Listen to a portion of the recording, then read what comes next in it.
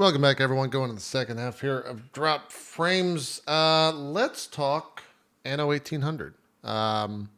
This was my first Anno game ever, and I think that my experience is probably going to be vastly different than Ko's, because I think Ko had played other Annos. Is that correct? Had you dabbled? Very, very slightly. This is the first Anno game that I've played for more than a single session. Okay.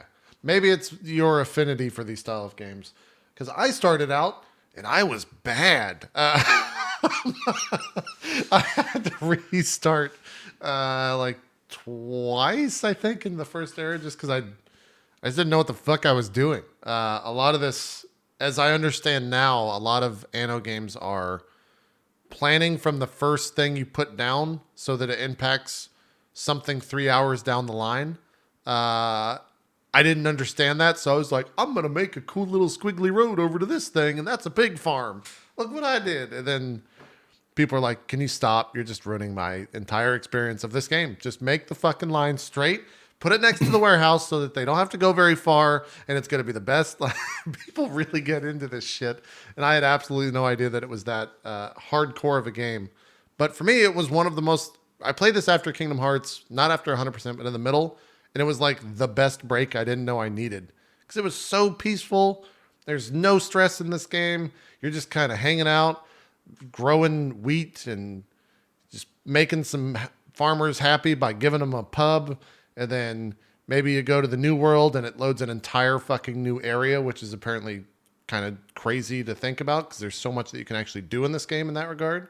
But yeah, it's the beta sold me on this game 100%. It was not on my radar whatsoever, and I'll 100% be there when it comes out in, I think, March, is the short of it. Like this, April, March. Yeah, maybe April. Maybe that's right. Maybe it's further along. Yeah, this game was fucking awesome.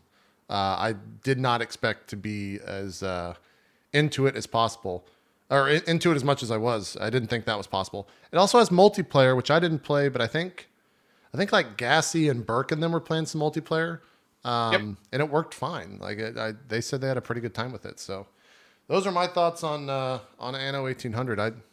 From top to bottom, just a super relaxing.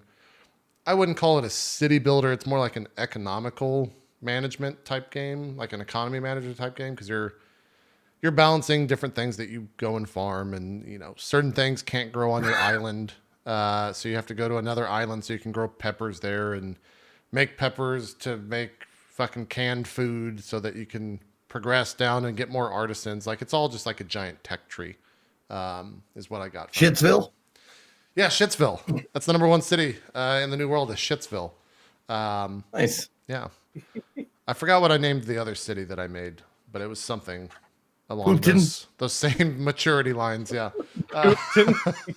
Poopton and Shitsville.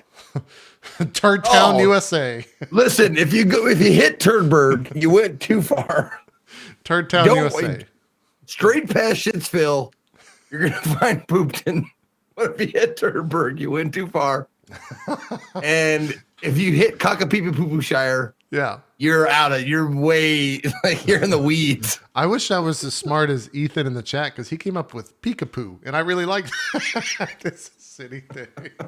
That's pretty good too. Yeah, those are my thoughts on Anno 1800. I will 100% be there for actual release of this game. Ko, what'd you think of Anno 1800? You actually played it twice in 2 days, right? 2 streams? I played it like 3 or 4 times, I think, and I think I went all day with it one time. Dude, this game was awesome. Like, I was really surprised by Anno. I wasn't even planning on playing it at the beginning, but then not only did I see a lot of folks playing it and it looked kind of interesting, but a lot of folks in my community wanted to see it. So I said, you know what, we'll give it a try, and it ended up just being great. Yeah. Graphics are great, systems are great, mechanics are great, music was top notch. Oh, music is so good. The little voice acting quips were kind of pretty hilarious at times. I had a lot of fun kind of learning the systems, and everything was pretty intuitive and easy to get to. You could break down resource chains pretty easily, and using the timers, quickly figure out exactly how many of what you needed. The overlays made it really helpful to figure out what you needed where. While at the same time, the ship combat was pretty fun, although a little bit simple. And there were some other parts that I just completely fell in love with. Now, quick note, by the way, I wanted to mention this. What we were playing in the beta is the sandbox mode. So this is basically just like start a new game in an empty world with some random faction NPCs and go wild. The actual game is going to have like a full campaign. Oh shit! Where you kind of like you get like challenge things and you work through a campaign, and you may have like a person that's watching you like, we need this, this, and this on this island, and the next campaign is we need this, this, and this, but you have to deal with this, and you can't build this. So it's yeah, and that's even more exciting. Fuck. Yeah. Damn. So the story mode should be kind of a big pull of the game and really cool. Also, the different world thing ended up being awesome because did you actually build a city in the new world? So I sent my expedition out and they ran into a kraken. And they didn't survive the fight with the kraken, and unfortunately. No, we didn't make it to the new world, unfortunately. Oh. So. Well, what's pretty awesome is when you do eventually get a ship to the new world, the new world is a different geographical region. So when you settle, you don't get the workers you get from the first region. You get an entirely new indigenous population with their own needs, their own wants, their own buildings. Like, it's wild. Yeah, so you have to build like banana plantations and make ponchos and like all fried plantains is their main source of food. Okay. Yeah, it's super cool. But what's also really cool is because of the more agrarian society, like their level 1 people can grow the stuff that you need in the old world for level 2 people. So like where you can't build like sugarcane or rum, you can go over to here, make like a basic agrarian society, and then one of their default staple crops is what you need for all your level 2 stuff. The other place. Then you set up a shipping route, you move rum back, and I loved it, man. I just every hour I played it, I kept finding like new fun things to do. And then I found out you can build zoos. So I built like a fleet and went on all these zoological expeditions, and you capture animals and bring them back and set them up. Then I put up a museum. You can make like new museum things. And I was like building little, like if you go further into my playthrough and look at the front of my city, at one point I just ended up like making pretty things. I was like, let's put hedges here and mountains. And like right there, you can see in the middle at the bottom there. Yeah. Like I put like a parkway and lined it with fountains and statues, and I had like a central promenade and all sorts of shit. It was so much fun, dude. It was great. The saddest part of the past 2 weeks without doing the show was when I learned that this game was ending the closed beta at Monday at 10 p.m. Because I had been like, oh, let's play some more Kingdom Hearts because we're almost done with 100%. Let's push through that, and then we're gonna jump all into Anno. And Monday came around. And it was like, oh man, yeah, we're done with Kingdom Hearts. Oh, fuck. Apex Legend looks really, but Anno closes. God damn it. And I went and played Apex Legends instead. So now I'm just like thirsting for this game to come back in some form to play. Another note, in the demo, in what we played, we only had access to 3 of the 5, right? Of 5 citizen levels. Yeah. That's crazy. It was already overwhelming with 3. Like you can see my city here. This is only like half built. I was like wrapping my head around only 3. So for there to be 5, like, dude, you're gonna like, you could cover the entire map. That's kind of one of the things I'm thinking about doing is when it comes out, doing like a sandbox thing and just covering the whole map with towns and just going wild with it. You could. But it was so cool. And what's really fun is the game is so deep that especially for new players, like I was saying, every hour you discover something new. Like, oh, this window exists. Oh, this is awesome. Oh, expeditions. Oh, I didn't know you could do like every hour. I would just keep those goals like up of things I wanted to do in the game. It was very fun. Yeah, I mean, you just rattled off a bunch of stuff. Like, I didn't know there were zoos. I didn't know you could go on zoological expeditions. I didn't know that there was half the shit because I just didn't get that far in tech. I put like 4.5 or 5 hours in, and got to like the artisan tier, like just the beginning of the artisan tier. And I didn't have any of the red chili, so I had to go to another land to get that stuff. That was right around the time I stopped. So, yeah, that stuff is really cool. Setting up colonies that are only good at one thing, and then like balancing that out, and then setting up the trade routes between them so they all bring it back to your main place. Like that stuff was a lot of fun. Yep, I agree. I don't know if you get to like towards the end of my run in the center of this map run right now. If I go over it, my zoo is like, if you see those city blocks. I do them in groups of 10. Yeah. The zoo takes up almost 2 full city blocks. Holy like, shit. It's crazy. It's huge. And then of course you can like do all a bunch of stuff between it. Oh, this was really cool too. I don't know if you did any of the trading down at the prison. No. What's really fun is there's a prison and a pirate area, and you're normally default okay with the prison people, but you can become cool with the pirates if you want to. And if you go down to their prisons, like we are right here, they sell all sorts of people, weapons, items that you can then put on your ships into your trade places. And they have really cool benefits sometimes. Like they'll make your ships faster. They also give you expedition bonuses. Jesus. So anytime you go on expeditions and have those little like success chance plus things, those are the people that influence those. It's like a mini game in itself. It's pretty wild. Yeah. Fuck. Well, this game. Oh, and I didn't think you buy and sell people. You hire people. I'm sorry, I didn't. Yeah. Proper it's terminology. not slavery. You're actually hiring these folks. Proper terminology. Yeah. This everything I didn't know. Apparently, like 50% of the game existed that you just rattled off. So I cannot wait. And a bunch of features aren't even in the demo that are going to be in live. Do you know there's if a bunch of even there? Do you know if they're doing another beta for this or anything like that? I don't, but considering the game releases in over 2 months, I would think they're at least doing one more, but I don't know for sure. I will say that was very interesting to have this beta was solid. It was. Like, no bugs. Like, all the features were in. Music was beautiful. Sound effects, beautiful. Like, this felt like a finished game. So to have this out as a beta 2 months before the game comes out, the whole time I was just like, can I just give you money for this now? Like, you can stop developing. I'm happy with this. Dude, pay you, please? It was really, really well done. So, there's an open beta in April. Okay. Yeah, that's what chat was saying. Yeah, they did a great job. I pinged the reason that I found out that it was closing is because the community manager pinged me and I was like, yeah, I'm having a great time with it. I'm going to jump into it later tonight. And this was Monday. And he's like, yeah, about that. It's going offline at 10. And I was like, why the fuck are you taking this offline, man? You just want to continue playing. And especially this week, I think it would have blown up even more so on Twitch rather than this past weekend. So, yeah, they sold me on it. I didn't even know this was the thing that I wanted to play. And now I can't wait till April. And to think about it, actually is coming out at a perfect time because March is another Path of Exile expansion. So the beginning of that month is just screwed for me. And then we'll play this in April. So it's good. So we're gonna have a game where we take over the world, JP. We're gonna do some multiplayer, Anno. Dude, can you? So I don't know about the multiplayer, and maybe you don't know the answers to this as well. But can you ally with like other factions in the game and all that stuff? That's all. Well, I know you can with the NPCs, so of course I would assume you can with PCs. Yeah, I'm sure you can. We're gonna take over the world.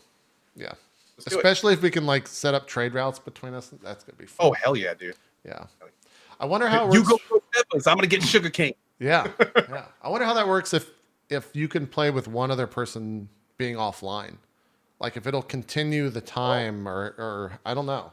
We'll have to talk to Max and them. That it's like server based. So I'm guessing both players would have to be present for the multiplayer game to be played. I would think, but I don't know. Yeah, well, I'll ping Burke and all them and see what they think. Yeah, that game's a hell of a game. I fucking Anno 1800. No idea that was going to be as fun as it is. Zeke, CD Ramathon still continues. Hold on.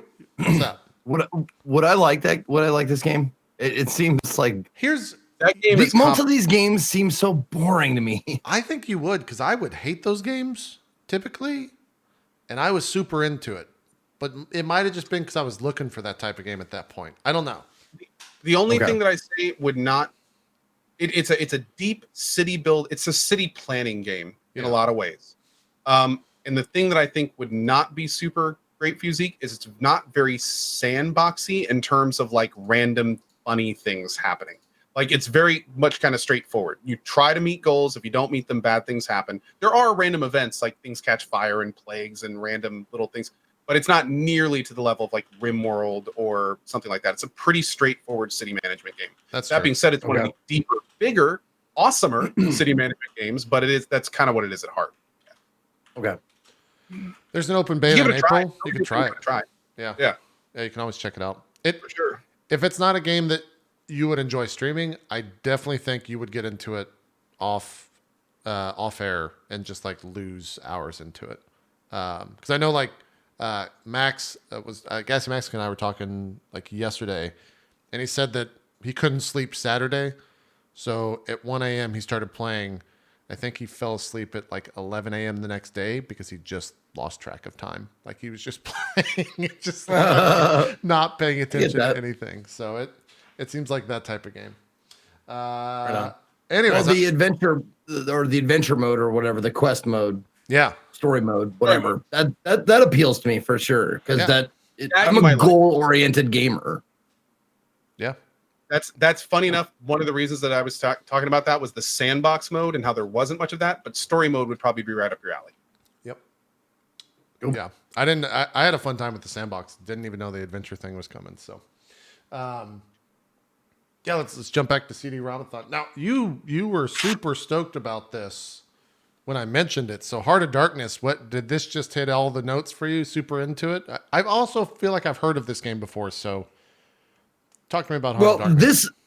This particular game, I heard nothing about it. I didn't know what it was about. One of my viewers sent it to me, and I saw the box that said Heart of Darkness, and I was like, oh shit, they made a game about Colonel Kurtz and the horror and like Apocalypse Now, because that's Heart of Darkness was the name of the book the movie was based on. And I looked at it and was like, oh, this is kid shit. Oh man, I thought it was gonna be like some gritty shit.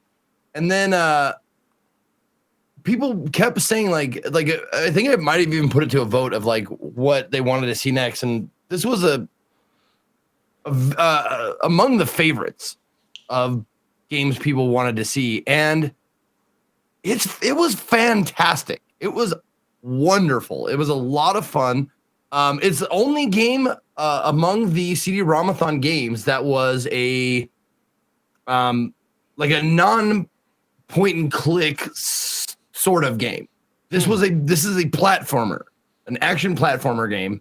I played it with a controller. I mapped it with Joy-to-Key. And I played it with I started playing it with my SNES controller, but that thing broke somehow. And I picked it back up with my Xbox One controller. But the one thing about the game is,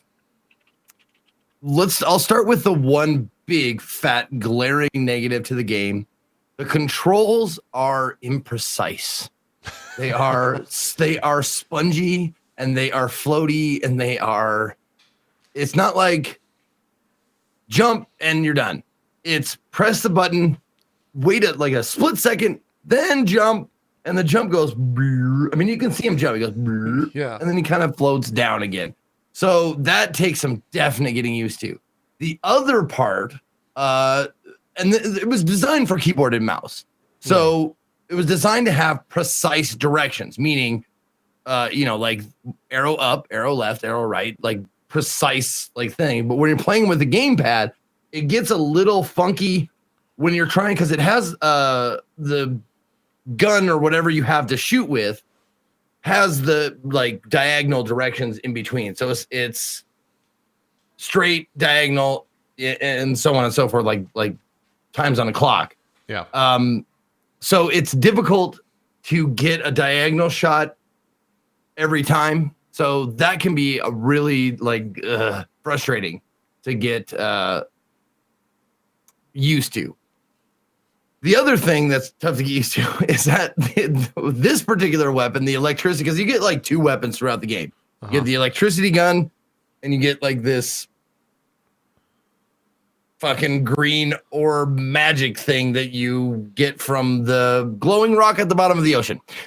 And you throw like little orbs and shit. But this particular gun is frustrating because it's like electricity. It like arcs, and sometimes it'll arc over the enemy you're trying to hit and miss. And then certain enemies like respawn, or like those big enemies that you saw at the beginning, they'll fall apart into two like egg things. And if you don't kill the two egg things, they spawn two more guys. So if you don't kill them, they can just infinitely multiply. However, this is like the end of the game, by the way. You're seeing like the end game. Oh, whoops. Yeah, well, 30 game. 20 years. Yeah, it's fine. No, I'm not saying that. I'm just saying like because this part takes me a couple of tries if you want to see like different screens or whatever. Sure. But look at this. That looks really Doesn't good. that look fucking cool, dude? I mean, it's very well animated. I love the animations. The art style is fucking phenomenal for its time. I think this was 2001, 2002. Here. It was 1998. Oh, was it 98? Yeah. Oh, I got it right here. I mean, I looked it up. It's on the screen already. It is? Oh, okay, Yeah. cool. Yep, 1998. Yeah. For its time, fucking phenomenal. Fantastic. Art style, graphics. The voice acting is great.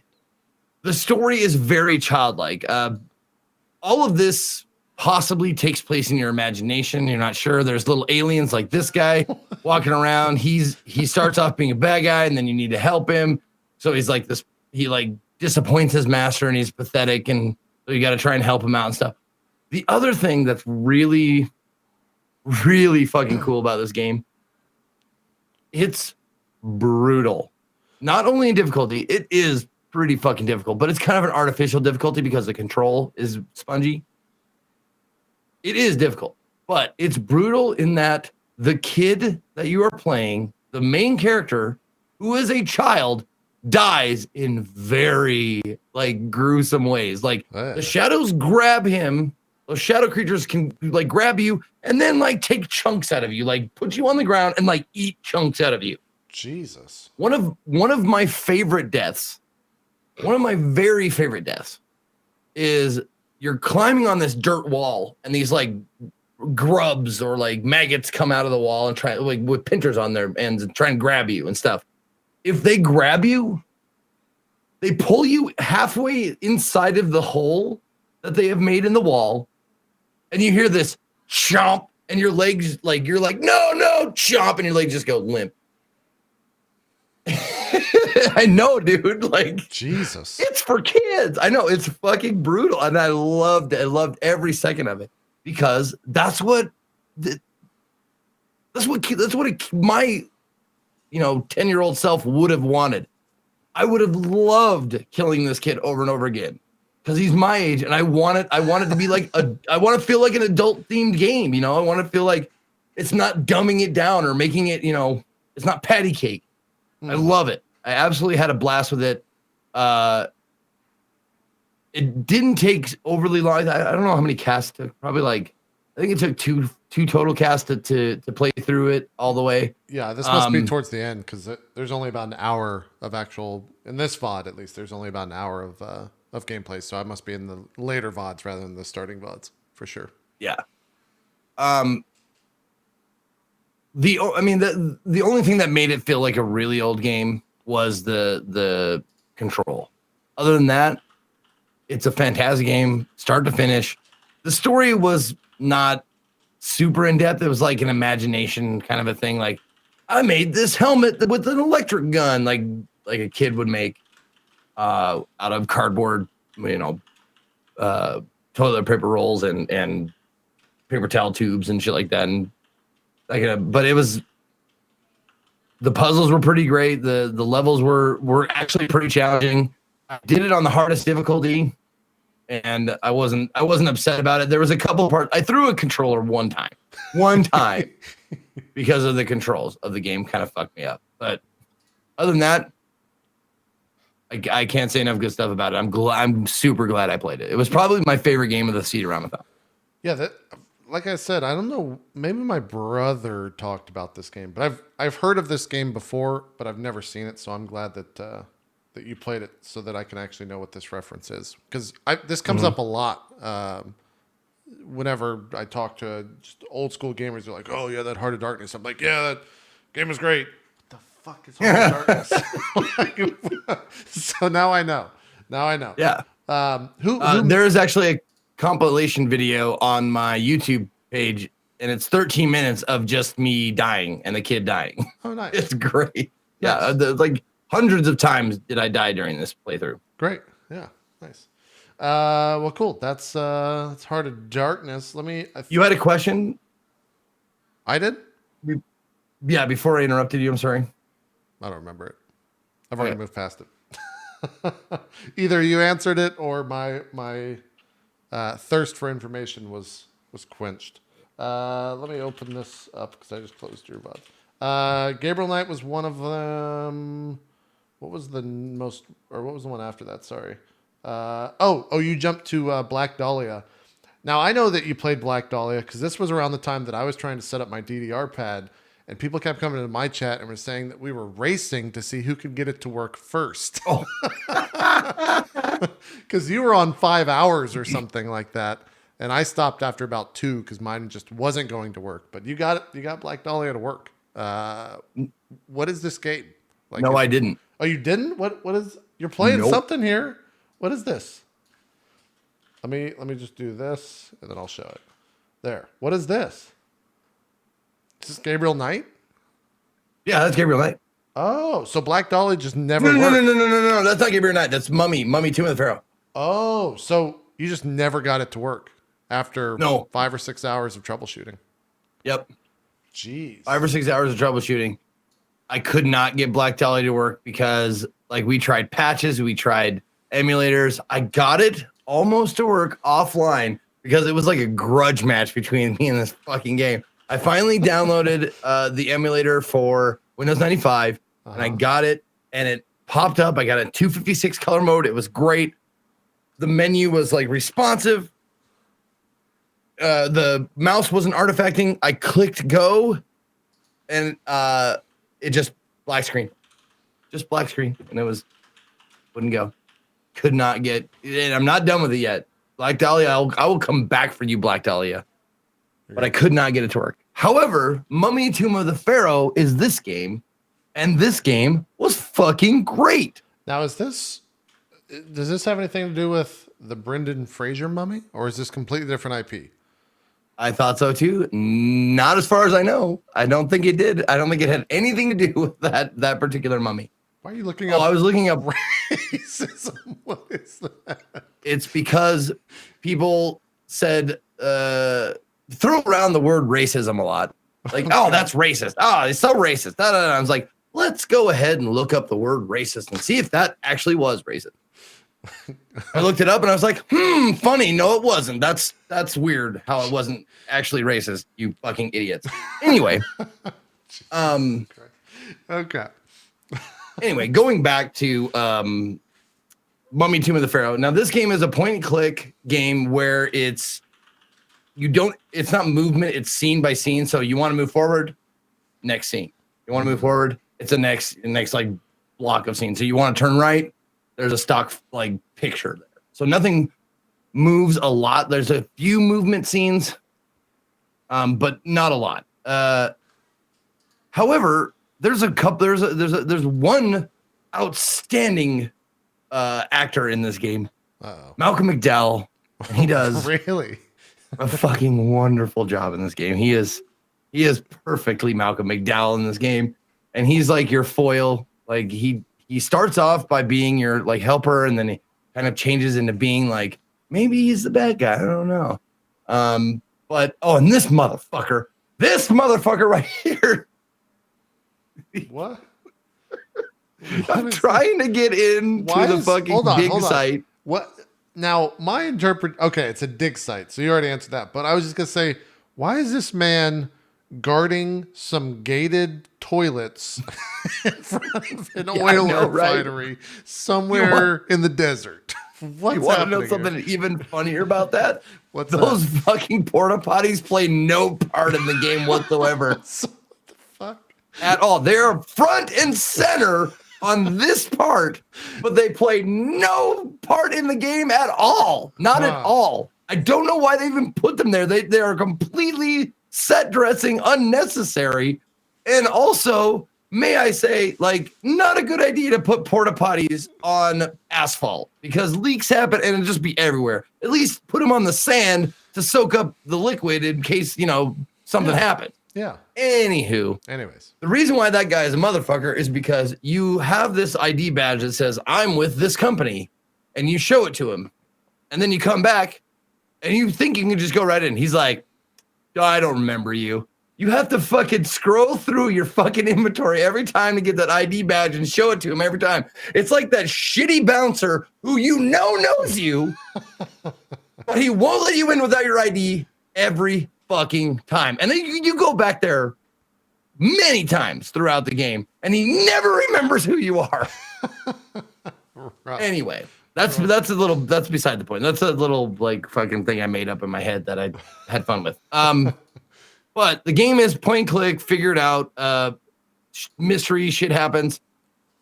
You find out that they found the tomb of the mummy, the Pharaoh, and there's a whole like sinister plot because the Pharaoh has this power gem or MacGuffin thing that will like, you know, shift world power because it's such a powerful item.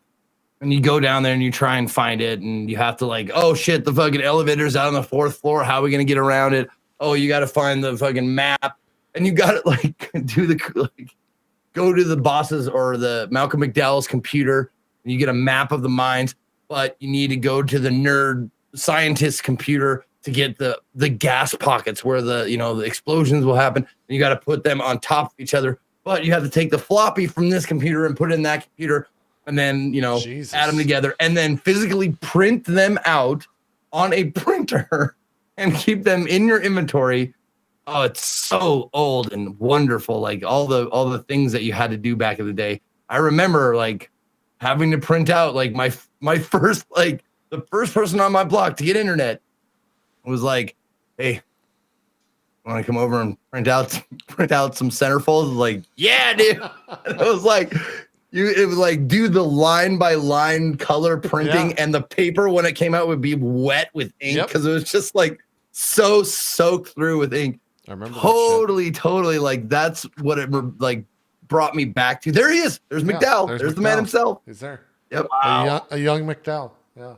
And he pops in every once in a while to tell you how shitty you're doing, or like, oh, you should probably go back to where you came from. Zeke, that just gave me a little hit of nostalgia. I remember when online ordering was basically picking out what you wanted from the website, and then that would make the thing that you print out and mail in to then get your items mailed to you. Yep. Yeah. Oh, yeah. Man. Times were tough. Yeah, they were. Times were tough. I once had to put my CDs in a cartridge and then lift said cartridge into another device and put that in. God, it was rough growing up. It's rough. Yep. What I don't understand is, help me with this, guys. Maybe you can help me with this. Remember those 3.5 inch floppies? Oh, the thing that's like the save icon forever has been ever after. Yeah, totally. It was a disc inside, and it had a little like sliding door to cover it. We didn't do that with CDs or DVDs. And CDs and DVDs got scratched to fuck all the time. But my floppies work 100% of the time. My floppies work. Well, they were protected. Why did we not do that? Here's what's funny. A cartridge loader CD-ROM, which is what I was just talking about, that's exactly what it did. You would take a CD, you would put it in a plastic container that would then have a slider on the bottom. That would then go into the device like a floppy disk, and then it would pull it aside and read it from there. The thing is, though, is like the CD is the inside part of a floppy. So, it's like it's just cheaper. The short answer is it's cheaper. If you're looking for a real answer, it's a lot cheaper. That's why what happened. Yeah. What I'm saying, like, all I'm saying is whether I get the terminology right or not, you guys understand. All I'm saying is, like, just put a little protector around the shit that gets read so it doesn't get scratched. So, like, scratches don't, like, fucking ruin your ability to read the important information. That's too much. Like, that's what floppies did. Yeah. Yeah. And also, by the way, like Chad is mentioning, floppies also, unlike CDs, are a lot thinner. So it's not like you can have a floppy. The part inside a floppy is super thin. It's like a piece of plastic. Yeah. Yeah. So it can't survive outside of the floppy. Also, it's magnetic. All sorts of issues. We're past that part anyway now. We don't have no one uses hard disk anymore. So we're gonna figure out this whole CD-ROM thing and really, make sure that the industry understands how to work, with it. It's just me bitching about what I had to go through in the past. What? Because if I don't bitch about it, you guys, you youngins out there will never know. They won't know. They won't appreciate what they have, Zeke. Yeah. Exactly. Yeah. But yeah, The Mummy Tomb of the Pharaoh, really great game all the way through. I had a blast. complete with light story, with ranging from decent to really bad voice acting. Yeah, it was great. I had a lot of fun playing it. What's the face? No. I was staring at this dead person that you were just manipulating in this font of the mummy. And I was like, it's enough of that. Let's just move on. Enough of the dead person that I'm staring at. Where should we go from here? We're going to circle back. We'll spend 2 minutes on this because I know you specifically, Zeke, will want to see this. If I can find the exact moment in the VOD. Maybe right here. There we go. All right, here you go. This is for you, Zeke. This is me playing DDR because I ordered a $400 thing that played 3 songs and then died. So I only got 3 songs out of it. Was that when it died? No. This, I don't know what happened. Right, I just sucked, I think, is ultimately what happened. That damn Durirum. Yeah, it's Damn Diriam, okay, from Yoga. All right. Okay. No, all these songs, it's crazy because every single one of these songs was just a wave of fucking nostalgia. It was great. It's like I was playing Kingdom Hearts 2 again back in the day and then going to fucking GameStop to play DDR. So it was great. This is the only song that I played. Yes, this is Beethoven's End of the Century, but it's like Transified or something like that. But it's good. I just wish it worked. And so I'm going to spend more money and throw more money at it. I love that dead-eyed stare you got. It's so awesome. That's because I'm so tired. I'm actually. I know that look. I was hoping the mouth would be hanging over a little bit more to get that real, just like I'm not even paying attention to what I'm doing look. See, that the pros get. Now, the mouth opening thing only happens after about 3 or 4 hours in. Because at the beginning, I played so much in public that I was aware of what I looked like. So I would always shut my mouth on purpose. It was a mental, note to always shut my mouth on purpose. The other thing here, which I couldn't remember exactly when I was supposed to do it, but the way that the notes come up in this song, you can actually just do 360s and do the entire song without ever having to look at the notes. But I couldn't remember where it was because I only played the song once before it died. But internally, I'm just like, wait, is this where I can I? Fuck, I don't think I could spin right here. I don't think I'm going to risk it. So I'm just going to keep jumping up and down. So, yeah. I will eventually get DDR working again, and it'll be great because I'll just be playing that all the time on the channel. Or off stream, whatever. Now I just have this giant fucking metal monstrosity. This fucking thing right here, just sitting behind me. This piece of fucking shit. It's so fucking big. It's so stupid, and it just sits there. Wow! Oh my god! It's not fucking around with it, man. It just doesn't. How much did you pay for that? About $400. And the reason it doesn't work, if I can set this thing down, is this right here. So this is the controller, which is basically just a serial adapter, because this goes into the board. This plugs this into here. And then this basically has an Arduino inside of it that then manipulates it to plug into USB, GameCube, Xbox One, and PS2. Because those are the platforms that the pad could work with. But It just stopped working? they're shittily made. They're made really, really poorly by the company. And it's been it's one of the reasons why DDR is so hard to get into, because no one makes good DDR pads anymore. But as I was saying yesterday on Court of Swords, there's a Polish company, because apparently Poland is the DDR capital of the world outside of Japan, that makes really good DDR pads in like a garage somewhere from some Polish dude. So I contacted them and I'm trying to get one from them. But You're going to return that one, right? I'm going to try. The thing is that it's 55 pounds, and if I have to pay shipping on it, that's fucking pricey to ship back. That's what I was going to ask. Like 400 plus shipping? No, it was 400 with shipping included. It was actually free shipping, but it was tacked on, probably. But yeah, the people that are making these things are not the most consumer friendly companies, I guess is what we'll say. They don't give a fuck about their product. They're just selling them because no one else is selling them, which just sucks. But they do a good business. That right there is where it dies in that song. Because you'll start to notice right here when it's going through the different songs that it just like holds down on the right and it just stopped functioning. So it sucks, but I will. The whole thing that started this was 2 weeks ago when we started talking about DDR. That night I went and like bought one because I was just thinking about it so much. So I want to get it working again, but we'll see. I'm guessing your heart thanked you, like for like secretly was like, oh, thank you for breaking. Oh, thank you. Yeah, but it's one of those, so the thing that sucked, and this is totally not on topic, but the thing that sucked is the day prior on my like Peloton bike that I have, the clip on the shoe broke.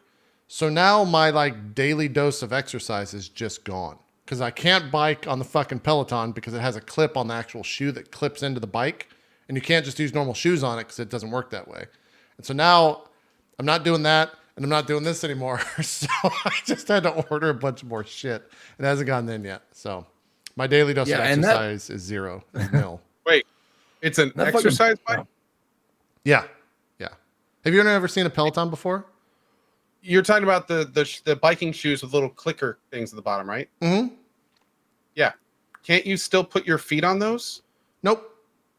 The way that it doesn't, I mean, technically, yes, you could, but my understanding is that it would, in my attempt at doing so, did not work that well. Okay. The thing with like spin cycles is that you want to like clip in so that you can go super fucking fast and then never fall off and you don't like hurt yourself. Yeah. Well, my dad had one of those bikes growing up with the special Peloton things and everything. Yeah. Whenever he wasn't on it, I just jump on it and just use my normal shoes and just like use it like normal. So that's why I was kind of like, I think they're not necessarily like flat pedals, so to speak. Yeah, no, they aren't. They're like concave. They're like weird. Yeah. But I mean, yeah. Okay. Anyway, never mind. Yeah. Anyways, they're coming. I have new clips coming for the stupid Peloton shoes. So, where to go for this? Let's see. We talk a little bit about Metro because Co started his Metrothon. He started with 2033. How's that going? I'll pull up some footage. Great. This is probably my third or fourth time through it, I think. Playing on the hardest difficulty with a UI, which has been fun. Really not too much stuff to talk about outside of that it's still an absolutely incredible game. And you can get 2030. Oh, is that one of you or is that me? What? Okay, anyway. Figure it out later. The really cool part of it is, the cool thing is that if you've never played Metro 2033 or Last Light, and you definitely still have time to do so before Exodus if you want to do that, I'm pretty sure if the deal is still going on, you can get both Metro 2033 and Last Light for $10 on Steam right now. Oh shit, that's cheap. Kind of an amazing deal. Yeah. Yeah. Both Metro Last Light is $4.99 and Metro 2033 is $4.99 on Steam right now. So I would definitely recommend picking that up if you need to. The game's fantastic. I'm playing the Redux versions. The Redux versions are awesome.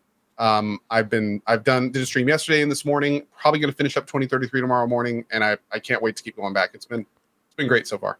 Now, kind of a technical question from me because I booted up 2033 and noticed that the options don't really have options to them unless you go into like a user config file. Yes. How does that? I did. I had to go into a user config file and edit the FOV and a few things like that. Metro 2033 is a pretty old game. Yeah. So even though the Redux versions did add and fix a lot of things, a lot of the kind of core is still pretty old.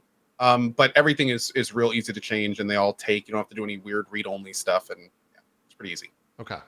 All I did is adjust FOV. That was it, and I just upped it a few points.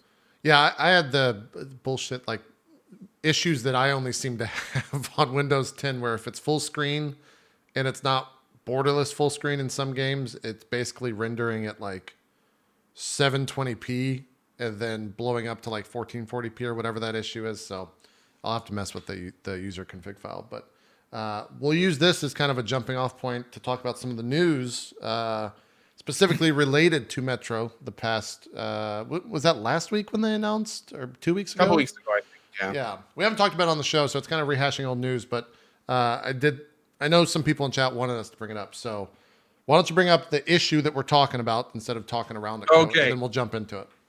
So for those that don't know, basically there are three issues, three companies that play here. There is Deep Silver, the Metro publisher. There is Koch Media, which is the owner of the IP address, and then there is 4A, which are the Metro developers. So basically, what happened was 2 weeks before this game is coming out, after having it be on Steam for a long time, after basically using Steam's PR, and a lot of people pre-ordered it and everything, Epic Games announced. IP is intellectual property. I'm sorry for those in chat wondering. You It's said IP property. address though. That's why. Oh, I'm sorry. I meant IP. He just meant IP end. Yeah. You were wrong on the internet, Co. How dare you? Hey, why do you think I drink, Zeke? Yeah. So anyway, forget. basically what happened is the owners of the IP, Koch Media, sold the rights of Metro's distribution to Epic Games exclusively. Now, we don't know why they did that, but we can assume it had to do something with the split, which is it is better on Epic than over Steam. And we can also assume that since it's exclusive, that most likely someone along the chain probably got a lot of that Fortnite Skrilla from Epic Games, because Metro's a huge title, and obviously there has to be some big stuff. So needless to say, when this happened, the internet was set aflame. Now, the thing that made this really confusing is that Steam wasn't told this until the last minute. So Steam was put in the very awkward position where they said, okay, we're going to leave Metro Exodus on Steam for 24 hours. You can buy it if you want to on Steam. 4A and all the other people confirmed that DLC and patches will still come to Steam, but you can only buy it new on Steam in a year. So it's going to be an Epic Store exclusive. So the TLDR is Metro Exodus is now only on Epic Games. Koch Media, which actually owns Deep Silver, which is the publisher, Koch Media made the decision to lock it to Epic Games. 4A, the people that are making Metro, had nothing to do with the decision. And now, because of all of this bullshit, Metro games are being review bombed on Steam hardcore. There is a boycott Metro movement going on where people are saying that they will refuse to buy the game because it's anti-consumerism, what Koch Media is doing. It is just a complete mess. Yeah, I'm pretty sure it's like Koch Media, like the Koch brothers that run Fox News. I was gonna ask that. Koch Media, because the people run it are a bag of cocks. Yeah. But that kind of syncs up. But it's I call it Koch or Koch Media. You decide. You choose. Can I just read this comment real quick? It's a little out of place, but I just love the fact that they have nothing to do with it. And it comes up in this comment. Someone in chat says, "Yep, not getting it. I'm okay. EA ruins everything in the recent years." What? How does EA? Now here's the thing. How does that? Here's the thing. Where's the this whole situation has been a complete cluster. Like, it's been a cluster. And the thing is like, there's so many angles that people have for trying to vindicate their personal beliefs in this situation that people are just completely getting lost. So, like, literally, I had a conversation with somebody who is boycotting Metro because they feel the process is anti-consumer. And then when brought up the point with, Epic Games actually gives more money to the devs, right? Yeah. So it's actually better for the devs if it's on Epic as well as other places. Then it got back to the point where it's like, well, I don't care about that. I just want more choice. And it's like, so you'd rather have it be only on Steam and have the devs get less money. But then you wouldn't be able to choose to have it on Epic. And they were like, no, I want to be able to choose to have it wherever I want. So you do want an Epic. No, I don't want it on Epic. Like, it gets to the point where it's like, a lot of the people I feel don't even know what they're really wanting. They just want to be pissed off the situation and they don't know what to be pissed at. So they just kind of like start shooting, at what sucks. And the part that really sucks about this whole thing is the devs of Metro Exodus poured years of love and hard work into Exodus. And now, because of a few freaking greedy ass motherfuckers that want to try to rip Steam's PR off and gain some more money from it, all these people are basically pointing at the devs and going, screw your game, you suck, I'm never playing it. And it's just like, guys, like if you're gonna throw Molotovs, make sure you're at least throwing them in the general direction of what you don't like. Like it's getting ridiculous. People are writing like these long things against 4A, the developers, talking about how shitty devs they are, and even the Metro guys, they had to put up a thing saying we didn't do this. Stop yelling at us. It wasn't our decision. Yeah. And you know, like I even had people tell me they're gonna boycott my playthrough of the game. And it's just like, if you're not gonna buy it, why don't you just watch it? Like I don't understand. Like, come on, like what are you even mad at anymore? Like that doesn't affect them at all if you watch it. That's nothing. It's, you know, like I don't know. It's such a ridiculous situation. Yeah. It is. They're like, well, if I boycott you, you're supporting the Epic Store by playing it. No, I'm playing it because I love the Metro series and the devs are incredible, and I'm not going to let some dude trying to stuff his pockets with money ruin my experience of the game. Like that's bullshit. They have no control over me, and I'm not going to give them any control over me.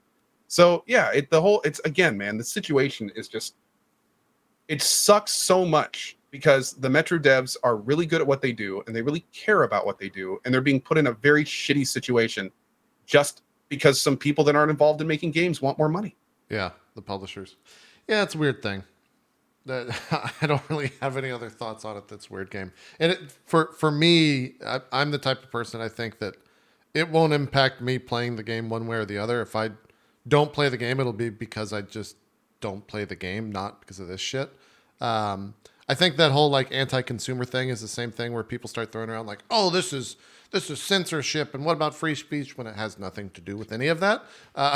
What's also really weird is I heard all the same arguments when the Origin store came out.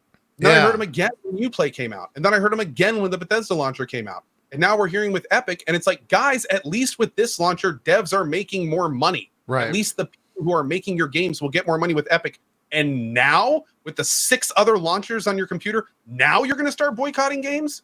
Yeah. My biggest fear is that these people are going to be in for the rudest of awakenings when this shit actually does hit the fan and like exclusives start happening on PC because they're tied to DRM, like the Epic Game Store or Steam or Origin or the Ubisoft store or the Blizzard store, because they kind of already are. And that's only going to happen more and more as this industry starts to kind of go down that path on PC. It's just going to be even crazier when, I mean, this is probably the first of many that you're going to see be, quote, exclusive to the Epic Game Store. The reason they're doing that is because they're trying to challenge Steam, and the only way that you can do that is getting the games that people want on their platform. Same reason that consoles do exclusives. Like it's just, you're trying to get as many people on your platform as possible. Without a doubt. I'm surprised there aren't a lot more Metro style games that were announced for Epic. No, and for the record, for people like, I can't believe I just read this in chat. Is Co actually defending Epic? No, I'm not defending Epic. I'm defending like this is standard consumerism. And for the record, the Epic store is terrible. It is the worst store available. It is the most featureless. There's refund issues, and it has problems in Europe. It is probably the worst store available. But it also gives one of the best cuts. So it's kind of like, you know, like sometimes you get shit, sometimes things are good, sometimes they're bad. Am I saying use Epic? No, do whatever you want. Spend you vote with your money and don't let anyone else tell you otherwise. But no, it's the situation now where it's getting so convoluted with this stuff that people are just kind of like, don't get me wrong, some of it's really valid, but some of it just isn't. Some of the stuff that people are like boycotting and doing this stuff, it's just, it doesn't apply or it's not valid. A lot of it is, and a lot of it isn't. It's just becoming a complete cluster shitstorm. Yeah. Yeah, I would agree. Zeke, any thoughts on any of this, or should we move along? Because it's kind of old news. I don't really have too many extra thoughts on it myself. So I honestly think the biggest takeaway, and I love that line, that you vote with your money. That's absolutely 100% true. That's how people, like, you can be pissed off at all kinds of like early release or early access or whatever, or, you know, people paying money for things that you don't like, but as long as they pay money for it, that's what's going to happen. So yes, you absolutely vote with your money, and you tell people how much you're willing to take. Like, I'm going to complain I'm still going to buy it. Don't get me wrong. I'm still going to buy it. But it's bullshit. Yeah, it's bullshit. Here's money. Here you go. I can't believe I just spent $50 on the Origin store, said a Twitter user. Yeah.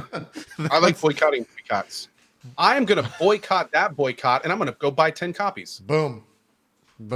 Boycotted. Yeah. Yeah. Yeah, that stuff's always funny. It is what it is. I think you're going to see this type of stuff tenfold in the next 5 or 6 years, where it's only going to get more and more like exclusive, just like consoles are on their exclusives. You're going to see PC titles tied to stores left and right, without a doubt, as they already are. But you're going to start to see bigger games like this start being tied to stores more and more. So that's those are my overall thoughts on it. But as far as like exclusive things, like how many like consoles have been doing that for years, right? Yeah, and then people have been pissed off since day one about that stuff. So, Dude, well, and stores do exclusivity all the time.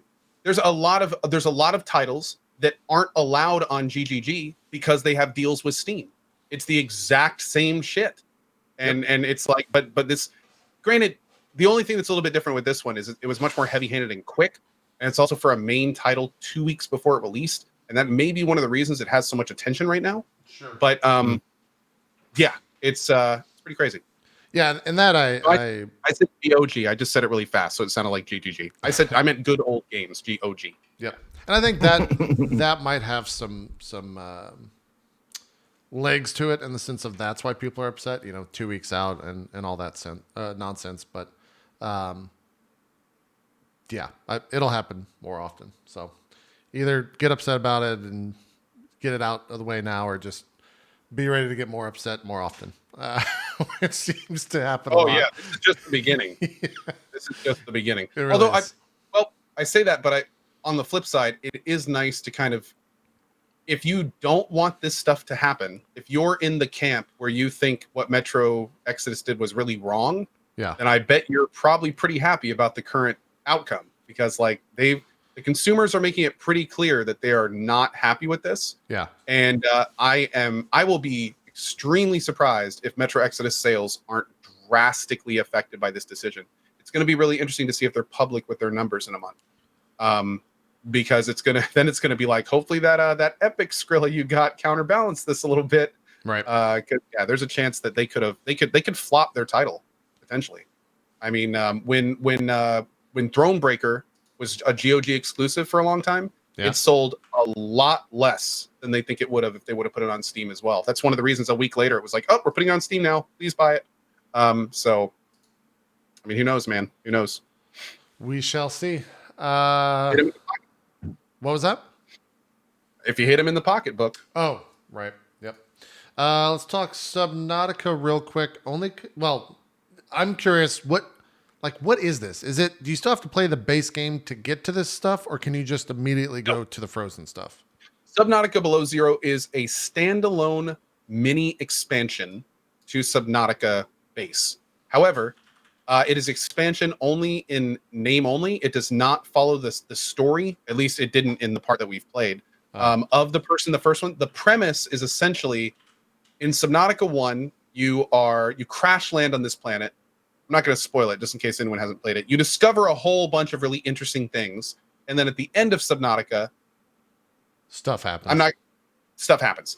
And that stuff happens leading to a year later, this expedition being sent from headquarters back to the planet. Now, you're on a different part of the planet, so you're not in the exact same area.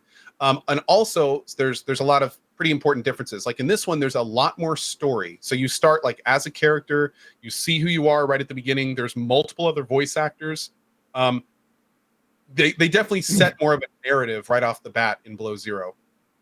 And also that plus the much more developed land system. So like you actually start on an island in this one. There's no under the sea stuff. Like you start in a base on an island. Whoa. With like a rocket outside and everything. Like everything's going great. And the premise is that you are there to examine some ruins that were there and kind of get more information and stuff. So it's been pretty interesting so far. Right now there's about 2 or 3 hours of content in it, depending on how far you want to take it. And then the game actually gives you a message saying, you've done everything we've made so far. So if you play anything beyond here, it's at your own risk.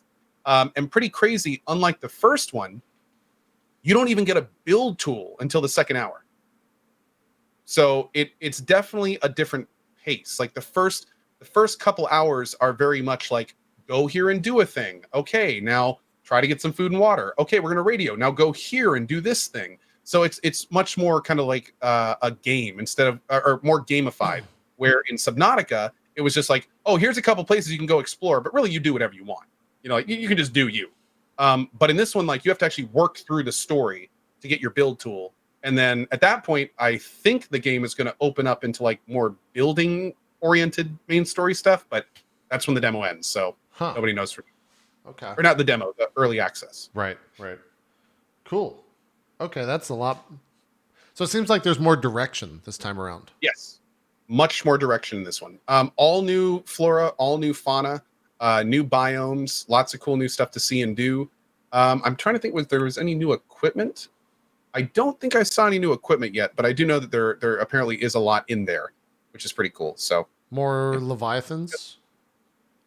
I did not see a giant fish yet. There are some very rude and aggressive smaller animals that we've never seen before, but I have not penguins. Yet a large one. Yeah, the penguin's awesome. Okay. The penguins are very cool. Okay, yeah, for sure. All right, cool. Yeah, I think you tell me what your plan is, but this seems like the type of thing, just like with Subnautica, where I'm going to wait till it's 1.0 until it's like fully out and jump in. I think most people are going to wait for 1.0. They're expecting an October release date of this year, so we don't have too long to do that. I am the type of person that likes to do like multiple full playthroughs to kind of check on the status of the game, kind of like I did with Subnautica. So we did one last week, I think. We'll probably do another one when they do the major content update, and we'll kind of do that up until release, and then have a big kind of go everywhere, do everything run. Cool. All right. I'm very curious to see how that goes. But important to mention, though, I just want to make sure people know this. If you go buy this game right now, you are not buying the game. You are buying a 2 to 3 hour peak. It is rough. It is buggy. It is. It may crash on you a few times. There's dev notes everywhere. Like, just keep in mind, this is the definition of an early access product. So you will, and they did it right for the first one. So yeah, they're really good at doing early access, and they're probably going to do it with this one too. Cool. Let me look here real quick. How much time? We got about 15 minutes. I do want to spend some time on this because it's kind of the flavor of the week that I hope extends beyond this week. But this whole Titanfall BR thing, which was had a big influencer event last Thursday. Turns out influencers can't keep their mouths shut, so it was kind of leaked, and a lot of people knew about it in some capacity. Around Friday and Saturdays, people started talking about like a Titanfall BR, and a lot of the leaks that happened actually kind of hurt the game, and people were turned off by it. Initially, just from what was being said, they did a full reveal on Monday, and the game's out, and it's not early access, it's not a beta, it's the full game, it's out, it's 1.0. You can go play the game right now and download it for free. It's from Respawn Entertainment, the people that make Titanfall and Titanfall 2. So if you enjoyed that type of multiplayer stuff, it's there. Ko, you touched on this. I have a lot of thoughts on it. I'm curious to hear yours, so we'll start with you first. And Zeke, sure. I want you to play this game, by the way. Before we say anything, Zeke, you should play this game. And I'll tell you why after Ko talks. It's a BR game? Yes. So I didn't play Black Ops. I wanted to call it Blackwatch. I did not play the most recent COD Blackout, right? Yeah, Call of Duty 4 Black Ops. Blackout is the name of the BR. Okay. Yeah. I think you're thinking of Blackcock, which is the makers of Metro Exodus. Or no, they're not the makers. Now, hold on. The reason I called it Blackwatch the publishers. Not because I'm an obscene racist asshole. Let's make that clear. The reason I called it Blackwatch was because I was saying it was kind of like a combination of the COD BR Blackout and Overwatch. Yep. See, they're those words. Okay, great. See, he's not a total racist. Okay, so basically this game we need to look this up again. So basically this game it's a standard BR game with a few Overwatch meta mechanics that's really well made, pretty fun, and has its own little flair. So I had a good time playing it. There are some cool features, like dropping as a squad. The 3-player squads are cool. The class selection is kind of interesting. But at heart, after I played it for 2 or 3 hours, like I was done and I was like, okay, that's a BR game. Cool. Like I came in, got what I expected. That's cool. The thing that was kind of unfortunate for me is, first of all, when I heard Titanfall BR, I was like, BR with robots, awesome. but that turned out to be just wrong. Yeah. That sucked. I was like, okay, well, that's too bad, but all right. Then I was like, okay, cool. Titanfall BR. Lots of double jumping, grappling, wall running, parkour. This is going to be great. They took all that out. So there is no wall running. There is no double jumping. There's like one class gets a grappling hook and it's on a timer. So like, unfortunately, it was what this really comes down to is it is a Call of Duty Blackout, well made, its own flair, with a class-based system, small squad gameplay mechanics, and bleh.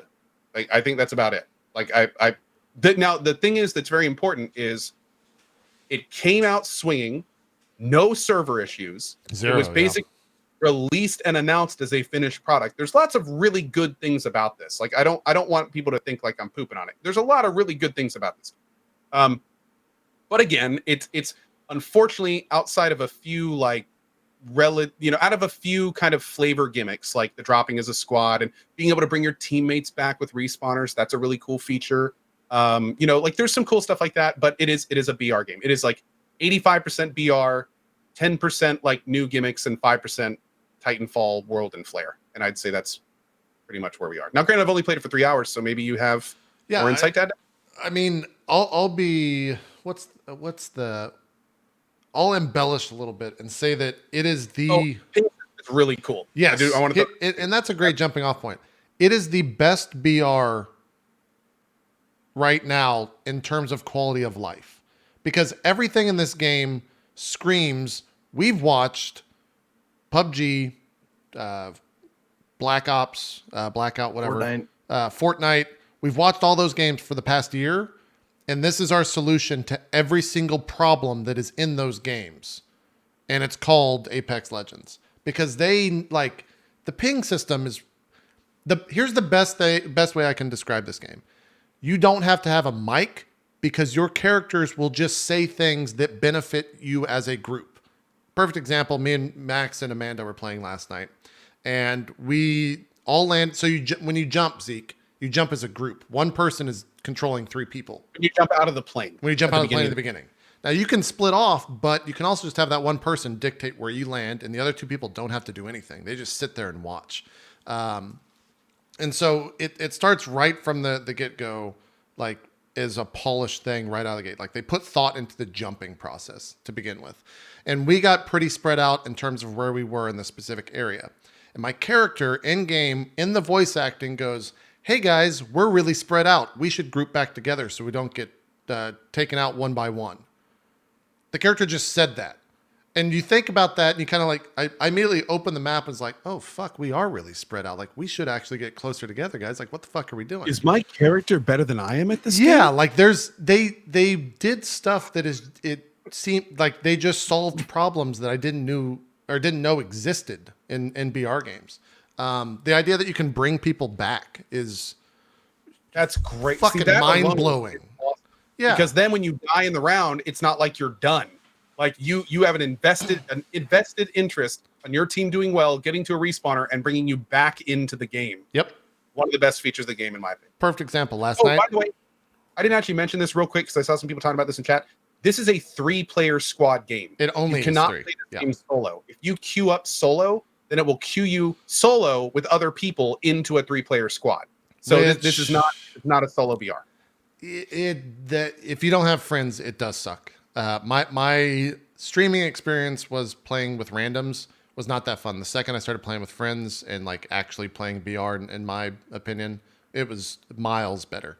But some people in chat said there's a solo and duo mode coming soon, though. I didn't hear about that. That's I'm cool. sure there is. Yeah, I mean they're gonna look at this and adjust as much as possible. But with the rezzing stuff, last night, one of the things that always happens to Max, and I think it just happens to people in general that play BR, is they're always the first person to die on the team. And it sucks because then you're waiting for the other 2 people to like play out the match and you're just fucking sitting there.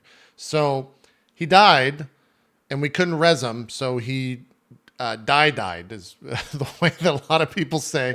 So you run over to his body, and the character that I was playing has kind of I don't know, like a shadow form is what I'll call it. It's like a blink basically. And you go shadow form and you're invulnerable. You can see a little bit of like traces if you're looking carefully, but you're not able to be damaged. So I popped that, ran in, grabbed his like respawn token, got it, and then in the process of doing that, Amanda died as well. So then I went and did that, grabbed hers, and then just got out, rezzed the two of them. We got into another fight. Max died again, got his token, went back and got another res. So Max was still able to play like 15 minutes into the game, even though he died twice. So that type of stuff is like, I think that's the biggest game changer in this entire thing, because so many people hate the fact that if, you know, Bob dies on your team, then Bob's just fucked, and he's got to sit there for 10 more minutes watching the rest of his team play. And this one, if you're actually smart about it, you can bring Bob back. And that's such a cool quality of life thing. We mentioned the ping system. You can ping literally everything. You walk up to like an item and it'll be like, hey, here's a blue chest plate. I've already got one. Ping it. And your character will go, hey, there's a blue chest plate over here. I've already got one. And that voice thing is huge, because whatever you ping, it will like announce to your team over the radio, like, oh, there's this rifle here, or oh, anyone need a sniper, or oh, hey, here's some ammo of this type if you need it. So it's like, it's super intuitive and helpful. Yeah. The looting system, like, again, they watched a bunch of fucking BR. So when you go up to an item and it's an attachment, there's no longer the thought process of, fuck, is this better? It literally says in the top right, the thing you have equipped is better. Do not pick this up. Or you can't use this with a big red X. Or this is not applicable to your items. You don't bother picking this up. And everything's color coded too. So like basic items are white, better items are blue, then there's purples. Then there's legendaries, which outright just have special abilities to them. So when you get knocked down, you can like pop up this shield so that you don't just get destroyed right out of the gate. You can pop up your shield and live a little bit longer. I had a legendary one, and I died and Amanda died right next to me last night. And typically when all the people go down in your squad, you lose the game. But since I had this legendary equipped, I was able to res myself. And the rest of the team just ran by because they thought there was a third person. So they went looking for the third person. I resed Amanda, then we just fucking left and like went on with the rest of the game. So that type of stuff is like, it doesn't happen in other BRs because they're still working on like core features, where this shit has core features and a year's work of development on like the next thing that I hope will become kind of the status quo in BRs. It nailed every aspect of that. And then we didn't even talk about like the different classes. It is Overwatch. Like the classes, the way it works is when you load into the game, it randomly has, since there's 3 people, it randomly selects the order that you choose. So it's not like whoever loads fastest gets to pick their character. It's a random thing. So whoever goes first gets to choose that character. Whoever goes second gets to choose that character. So you can't really get like fucked over. It's just, I didn't get first pick this time, so maybe that guy's going to take my hero. Which is good. I think that's an elegant solution to that, because it has been a problem. If you're playing Overwatch and someone takes your DPS, then you can't be a fucking asshole and just be like, well, fuck this game. I'm going to fucking leave because someone took a Reaper or whatever, right?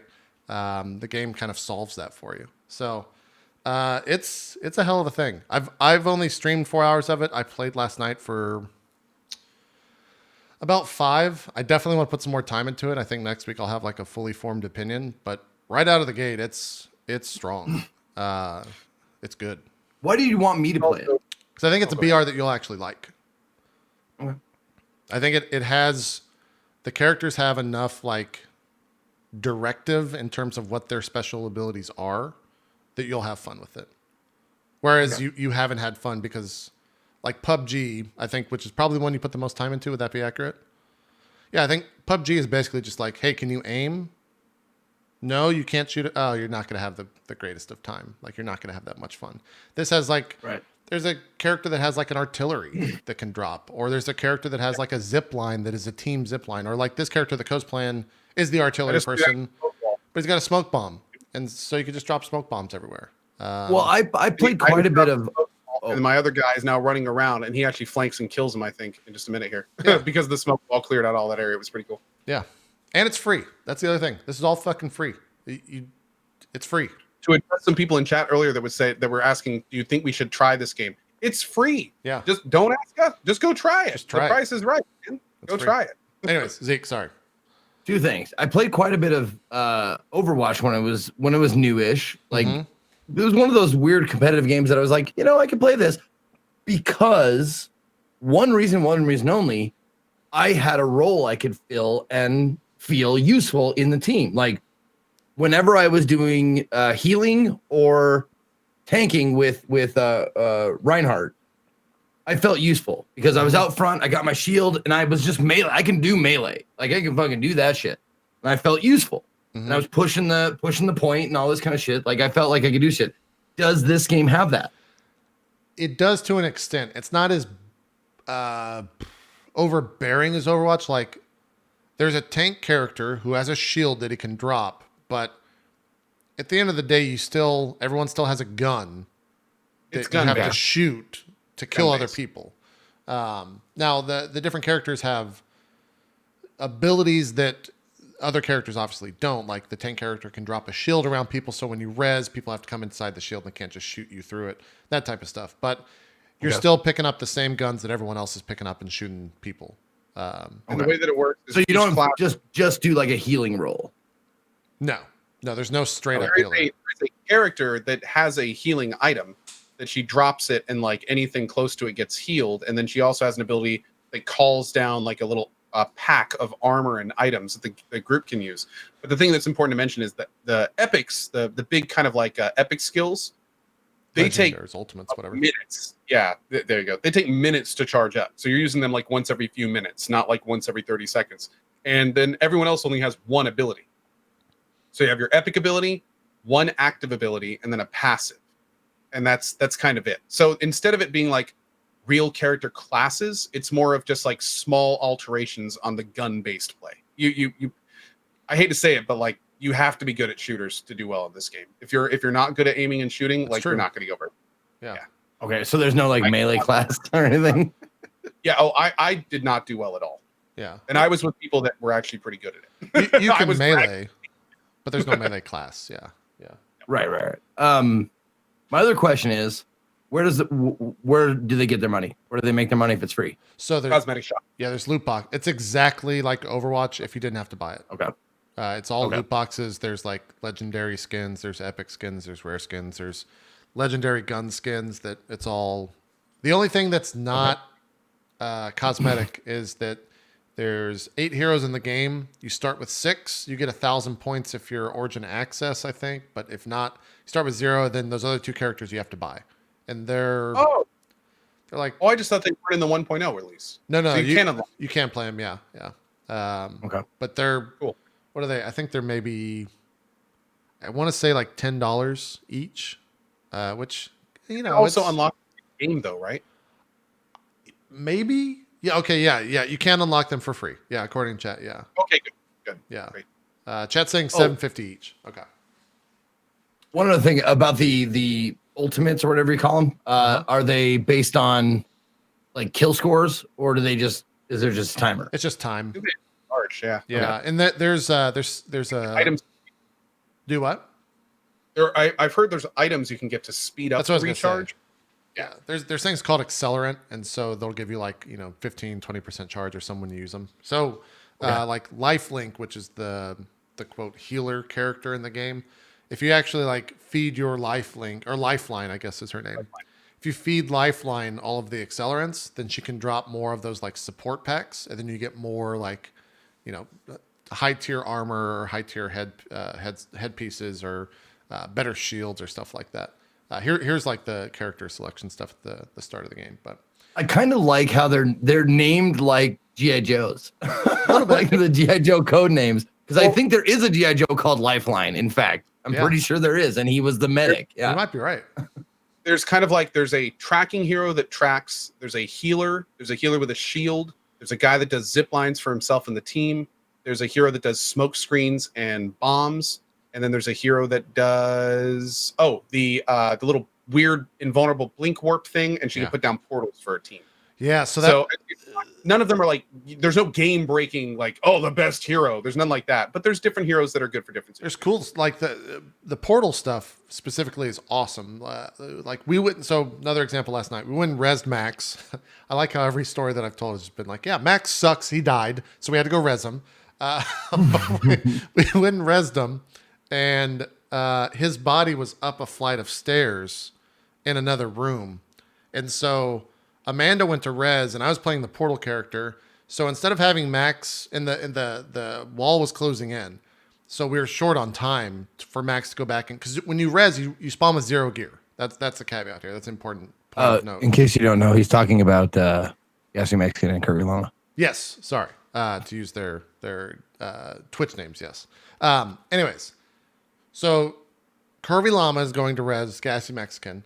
I'm sitting at the bottom of these stairs. I made a portal at the bottom of the stairs that ran all the way up to Max's body so that he could spawn, run to the portal, hit the portal, go in there, grab his items, hit the portal back, and get out of there and not take damage. So that type of stuff is just, like, it's cool to see that stuff. And I'm sure there's people that are going to find much more useful things than what I just described with all those abilities. But it's only been out since Monday, and I'm obviously not the tip-top gamer at this, and I haven't spent more than 5 hours or 6 hours at it. So I'm sure there's people doing much crazier shit out there than I have. But I'm enjoying it. I hope it's the type of game where it sticks around, or at least I put as much time as in Blackout as I did, or as much time in this as I did in Blackout last year. But it seems pretty good. The other thing too is that it's the circle of friends that I had play Blackout was much more people that play general BR games. People that are playing this is people that don't touch BR games at all, and they're having like a pretty good amount of fun with it. And so that just means that I actually have people to play with. So maybe I'll stick around a little bit more. We'll see how it goes. Maybe we play together sometime. Yeah, I'm down. We should hit up Sacriel. We'll get Sacriel to run you through all the Sacriel tutorials. has been knee deep in this game for days now. He's really been enjoying it. Yeah, we should He's hit a him big up. VR guy. I know you played some PUBG with him, and it went well. And I think maybe you played Overwatch with him as well. Is that? Yeah, I did indeed. Like he's so gentle. he is and nice when he like he's not. Well, it's so off-putting to have someone in the gaming world who is like actually teaches rather than be like screaming. Oh my god, this fucking guy can't even shoot. No, you pick up the thing and you put the attachment on, and then you. Oh my god, what the fuck? I can't do this with this guy. Yeah. It'd be a fun parallel to have a trio of me, you, and Sacriel, because Sacriel would be just like you described, and I'd be the guy like, Zeke, get the fuck over here! What the fuck are you doing? So we'd be each other's foils, and it would be perfect. Here's the thing: the difference between you and him, I think, for me personally, is that I want to make him proud, and I just want to piss you off. Yeah, like the goal. Yeah, that'd be good. That'd be good. I want to do the opposite of what you say and exactly what he says. Which is probably the smart thing to do anyways, to be honest, in retrospect. But yeah, it's good. Maybe we'll do like a drop frames games or something down the line, because there's 3 of us and the teams are maxed at 3. And it's free. It's free. Yeah, you just download it. You just play it for free. The other stuff that I think is pretty cool regarding, they've been out there a lot answering questions about, like, Titanfall 3 is in development, and at first they said no, and now they're saying yes. But one of the other things that I was hearing about and reading is that, they asked them, like, why is the double jump stuff not in this game, and like the movement that was in Titanfall, and like where are the mechs? And they ultimately said that it was just way too chaotic and not fun with that stuff, but they're still trying to figure out ways to put it in the game. So they're going to potentially add all that stuff somewhere down the line, maybe in a different mode or a different map or something like that. And the thing with the mechs too is they wanted it to feel like, I think, I don't want to misquote them, but it was something along the lines of, when you get in a mech, you want to have kind of that sense of power. You want to feel like you're in a fucking mech and feel really strong like you did in Titanfall 2. And if they put that in BR, the people that end up in the final circle would always just be 2 mechs. Like, generally, and they didn't know how to like balance that, unless you put everyone in a mech. The top 10, everyone gets a mech. Yeah, like maybe mechs just spawn. Just mechs rain down from the sky everywhere, and it's like getting the closest mech. Prepare for Titan battles. Yeah. And it's just going crazy. Maybe that's Like, a mode. Like that'd be fucking fun. That'd be so cool. That'd be so cool. I'd be into it. So I hope they add a bunch more stuff into it. We'll see. They already have a roadmap out there for the next like 6 months of all the stuff that they're going to add. So they're definitely trying to challenge Fortnite right out of the gate. I don't think they can actually. The whole kill Fortnite thing is the same like a WoW killer bullshit. Wow. It's never going to happen. But That's right. there could definitely be challenges. If they put in like a Titanfall mode for that BR, I would be a lot more interested. And they don't even need, dude, even if it was just the double jumping and parkour, like I loved that stuff. That's what kept me playing Titan multiplayer. So, and then like no mechs until the very end, and in top 10, just mechs drop all over the map, and you find your favorite one, and the top 10 is always a giant ending mech battle. That's all it would have to be. Be good. Just make that a game mode, and that's all I'd play. Yeah, I'm into it. I'm into it. Yeah, Zeke, let me know. I'll start up a thread with Zachary, and we'll figure it out. See if you want to play this weekend.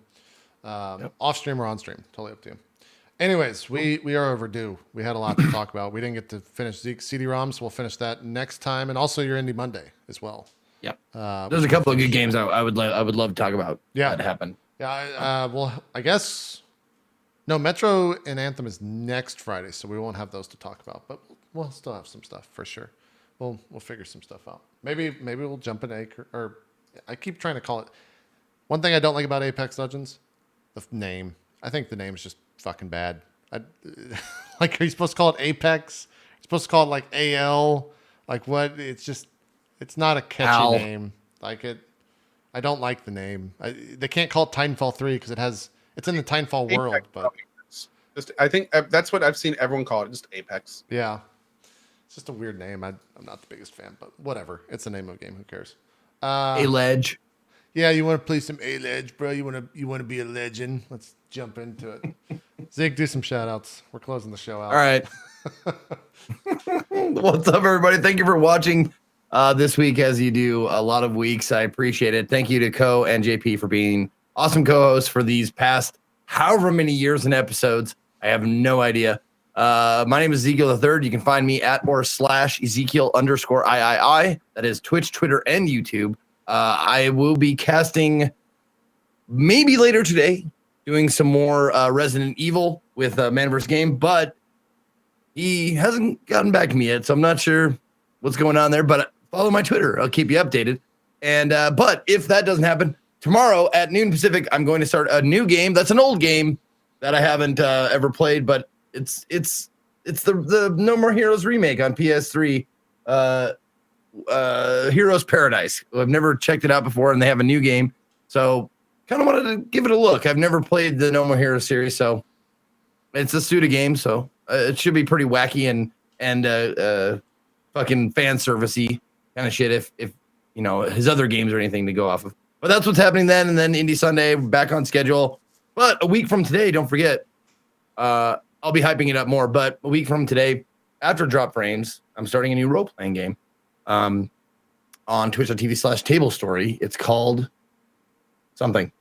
Fuck, I always want to call it something else, but I always forget the actual goddamn name of it. Someone help me out in chat. Go ahead. We'll figure it out. Nocturne. Thank you. Nocturne is the name of it. But it's Unknown Armies. I want to call it Unknown Armies is why, because it's Unknown Armies role-playing system, but we're playing it Unknown Armies 2nd edition. So nope. No, this is starting. What channel is this on, Zeke? It's not roleplay. That's why I'm asking. Yes, it's not a roleplay. It's twitch.tv/table story. There you go. Yep, and I'm playing with 1 second. I'm playing with Classy Pax, Domestic Dan, Classy Katie, and Katie Peters plays, and it's going to be GM'd by none other than Pumpkinberry. You might remember her from the Star Trek one shot we did. Awesome. Cool. Yeah. Is that the one where you're playing a pornomancer? Yep. Okay. That's look, let me do your hype next time. Zeke's playing a class called the Pornomancer next week on like a tabletop game. Go check it out. Go do some shout outs. Zeke being himself? I don't know. Tune in next Wednesday. Shout outs. Okay, anyway. Hi, everyone. My name is Co. You can find me every day at 8:30 on my on my station, twitch.tv/CodeCarnage. We're going to be doing a lot of Metrothon. Also going to be checking out a game called Sunless Skies tomorrow, and also the Division 2 beta this weekend. Hope to see you guys there for it. Big thanks as always to Zeke and JP. Always love these no guest shows. Super chill, super relaxing, a lot of good discussion. It was a lot of fun. Also, by the way, I know many of you guys are following along with Obsidian's new project, Outer Worlds, with me. Game Informer is currently doing some stuff, and I saw something during the Zeke's in here. Get this. In Outer Worlds, your companions can die, and you'll lose them permanently on the hardest difficulty. Holy shit. That's crazy. Ooh, that's going to be fun. Anyway, yeah, thank you as always, guys, and we'll see you next week, right before the big rush of the 15th. Hopefully we'll make it. See. Yeah, what is this trend of games coming out on Fridays? It's been like a year or so where it's weird. I like it. I'm glad that they're getting away from Tuesdays, but it's a weird thing. It's a weird thing. Anyways, we're going to get out of here. Pharaoh is coming up right after this, so stick around for that. And if not, we'll see you guys on Drop Frames next week at 1 p.m. Eastern every Wednesday. We'll see you then. Bye-bye.